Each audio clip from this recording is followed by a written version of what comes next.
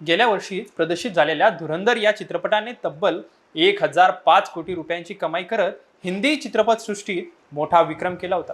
आता त्याचा sequel Dhurandhar the revenge म्हणजे धुरंधर 2 प्रदर्शित झाला असून प्रेक्षकांमध्ये याबद्दल जबरदस्त उत्सुकता पाहायला मिळत आहे।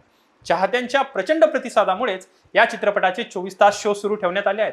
यावेळी हा चित्रपट हिंदी सोबतच तमिळ, तेलुगू, कन्नड आणि मल्याळम भाषांमध्येही प्रदर्शित झाला आहे। मात्र काही ठिकाणी डब व्हर्जनचेही कंटेंट वेळेत उपलब्ध न झाल्यामुळे प्रिव्ह्यू शो रद्द करावे लागले होते, तर काही ठिकाणी हिंदी शोही उशिरा सुरू झाले आहेत। आजच आपण जो चित्रपट रिलीज झाला आहे धुरंधर 2 त्या चित्रपटाबद्दल जाणून घेणार आहोत। नमस्कार, मी आपल्या सर्वांचा मित्र अक्षय ताठे। आपण बघतायत सत्य पे सत्ता, थोडक्यात पण महत्त्वाचे। धुरंधर द रिव्हेंज या चित्रपटाच्या नावावरूनच स्पष्ट होते की ही कथा ऑपरेशन धुरंधर अंतर्गत पाकिस्तानात पाठवण्यात आलेल्या हमजा अली मजारी उर्फ जसकिरत सिंग रंगी म्हणजेच रणवीर सिंग हा पात्र रंगत आहेत यांच्या देशासाठी घेतलेल्या बदलाभोवती फिरते। चित्रपटाची कथा हमजा अली मजारी याच्या आयुष्यातील फ्लॅशबॅक पासून सुरू होते, जेव्हा तो जसकिरत सिंग रंगी होता। स्वतःवर झालेल्या अन्यायाचा बदला घेण्यासाठी तो जसकिरत पासून हमजा होण्याच्या प्रवासाला सुरुवात करतो। यानंतर कथा तिथून पुढे सरकते। तिथे पहिल्याच भागाची समाप्ती झाली होती। नंतर येतो भाग 2, ज्यात मुंबईवरील हल्ल्याचा ISI ला मदत करणाऱ्या रहमान डकेतचा मृत्यू दाखवला आहे।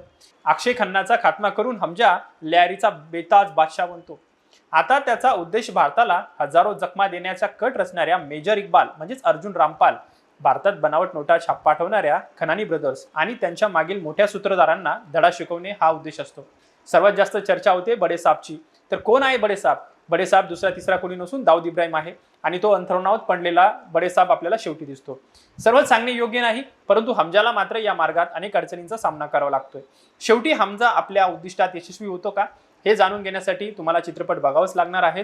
त्याचबरोबर सर्वात जास्त धुरंधर 2 मध्ये चर्चा होत आहे पंतप्रधान नरेंद्र मोदी यांची। हो, आपले देशाचे पंतप्रधान नरेंद्र मोदी यांची दमदार एंट्री सुद्धा दाखवली आहे।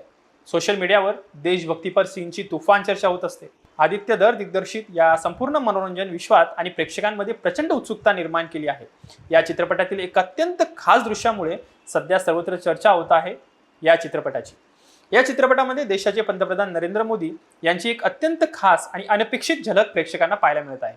या चित्रपटात नरेंद्र मोदी यांचा कॅमिओ असल्याचे सर्वत्र बोलले जात असून याच एका दृश्यावरून सध्या इंटरनेटवर आणि असंख्य चाहत्यांमध्ये मोठ्या प्रमाणावर चर्चा रंगली आहे। चित्रपटगृहांमध्ये धुरंधर 2 पाहताना जेव्हा मोठ्या पडद्यावर अचानक पंतप्रधान नरेंद्र मोदी दिसतात तेव्हा उपस्थित प्रेक्षक खऱ्या अर्थाने थक्क होतात। त्यामुळे अनेकांना साहजिकच असा प्रश्न पडला आहे की खरंच पंतप्रधान नरेंद्र मोदी यांनी या चित्रपटासाठी स्वतः अभिनय केलाय का? मात्र समोर आलेल्या अचूक माहितीनुसार या चित्रपटात दिसलेली नरेंद्र मोदी यांची झलक हा त्यांचा कोणताही प्रत्यक्ष अभिनय नसून ती त्यांच्या एका ऐतिहासिक आणि गाजलेल्या भाषणाची मूळ क्लिप आहे। 2014च्या लोकसभा निवडणुकीत भाजपने मिळवलेल्या दणदणीत विजयानंतर नरेंद्र मोदी यांनी जे महत्त्वपूर्ण भाषण दिले होते त्याच प्रत्यक्ष भाषणाचे फुटेज या चित्रपटात अतिशय कल्पकतेने वापरण्यात आलेले आहे। हे दृश्य अगदी अशा पद्धतीने चित्रपटात जोडण्यात आले आहे की तो संपूर्ण प्रसंगच एक अत्यंत प्रभावी आणि अंगावर शहारे आणणारा देशभक्तीवर प्रसंग वाटतो। अनेक सामाजिक माध्यमांवर नेटकऱ्यांनी या दृश्याचे भरभरून कौतुक करत याला थेट नरेंद्र मोदी यांचे सिनेसृष्टीतील पदार्पण म्हटले आहे। म्हणजे नरेंद्र मोदी चित्रपटात आले असे त्यांचं म्हणणं आहे। बहुतांश प्रेक्षकांच्या मते चित्रपटातील हे दृश्य अत्यंत भावस्पर्शी आहे। तर दुसरीकडे काही जागरूक नेटकऱ्यांनी अशा प्रकारच्या मूळ फुटेजचा व्यावसायिक चित्रपटात वापर केल्याबद्दल त्यांना योग्य ते श्रेय दिले गेले पाहिजे की नाही असा महत्त्वाचा प्रश्न देखील विचारला आहे। म्हणजे याची रॉयल्टी म्हणून नरेंद्र मोदींनाही सुद्धा त्याचे पैसे दिले पाहिजे असं प्रेक्षकांची कमेंट आहे।